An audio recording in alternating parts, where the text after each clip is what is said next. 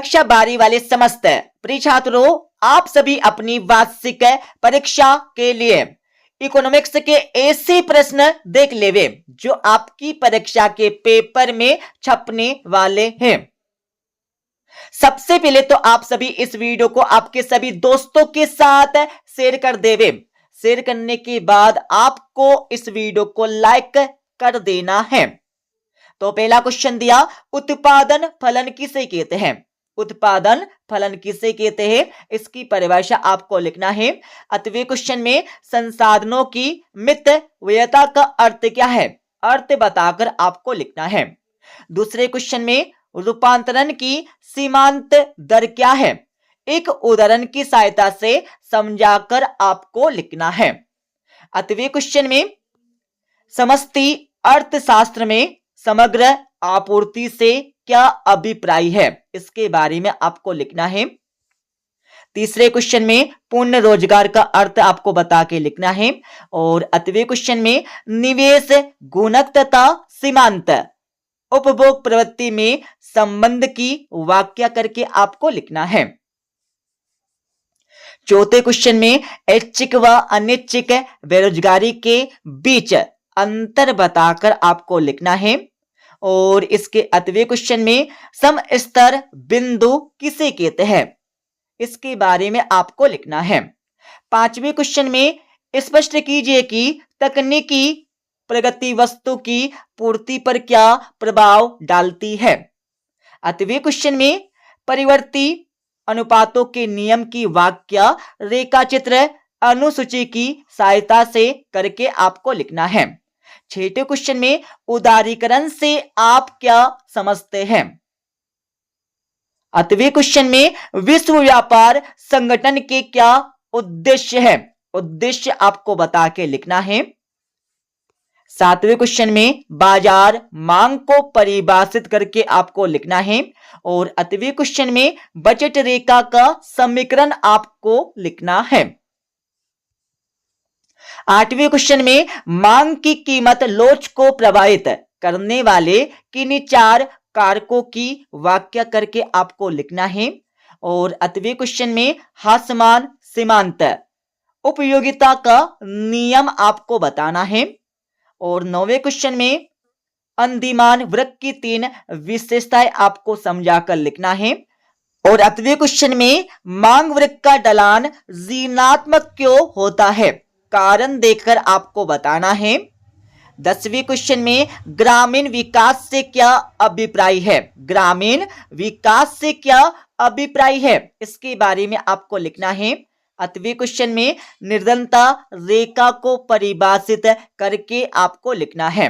11वें question में पूर्ण प्रतियोगिता को परिभाषित करके आपको लिखना है। 8वें क्वेश्चन में उच्चतम कीमत की परिभाषा आपको लिखना है। 12वें क्वेश्चन में आप सभी को अल्पाधिकार किसे कहते हैं, अल्पाधिकार की विशेषताएं बताकर आपको लिखना है। 8वें क्वेश्चन में आप सभी को पूर्ण प्रतियोगिता की स्थिति में बाजार के बारे में पूर्ण ज्ञान के परिणाम समझाकर आपको लिखना है। 13वें क्वेश्चन में आप सभी को मानव पूंजी निर्माण से आप क्या समझते हैं। और इसके 8वें क्वेश्चन में व्यष्टि अर्थशास्त्र किसे कहते हैं, इसके बारे में आपको लिखना है। 14वें क्वेश्चन में आप सभी को मिश्रित अर्थव्यवस्था की विशेषताएं बताकर आपको लिखना है। 8वें क्वेश्चन में आप सभी को अर्थव्यवस्था की केंद्रीय समस्याओं को समझाकर आपको लिखना है। 15वें क्वेश्चन में पूरक वस्तुएं क्या है, उदाहरण सहित आपको लिखना है। 8वें क्वेश्चन में मांग का नियम लिखना है तथा इसको रेखा चित्र की सहायता से भी समझाकर लिखना है।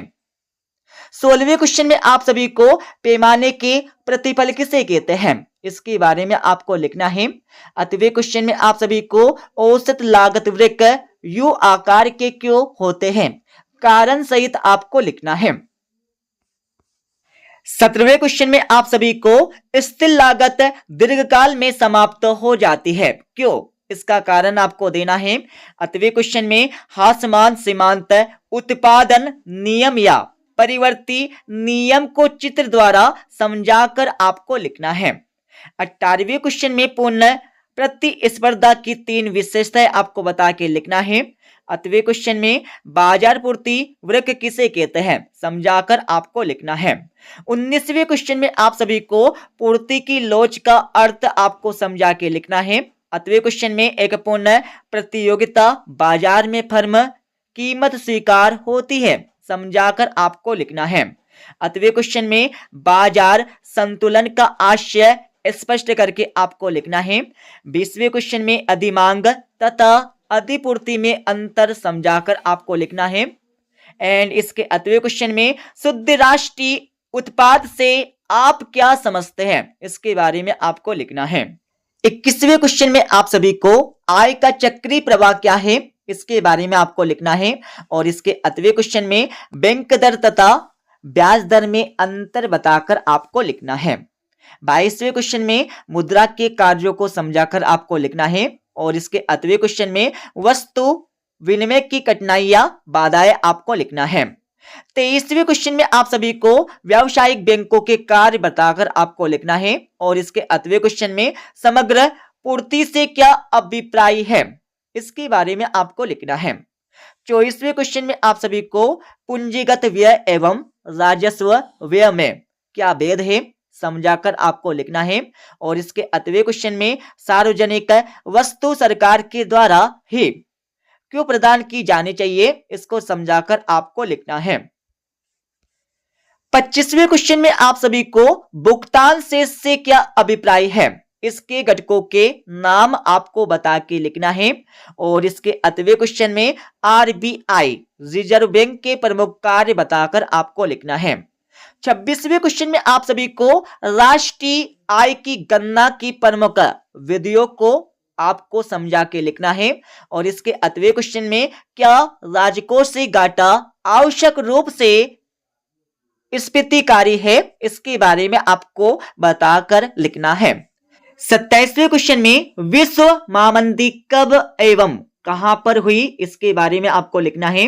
और 8वें क्वेश्चन में निम्न स्तरीय वस्तु क्या है, उदाहरण देकर आपको लिखना है।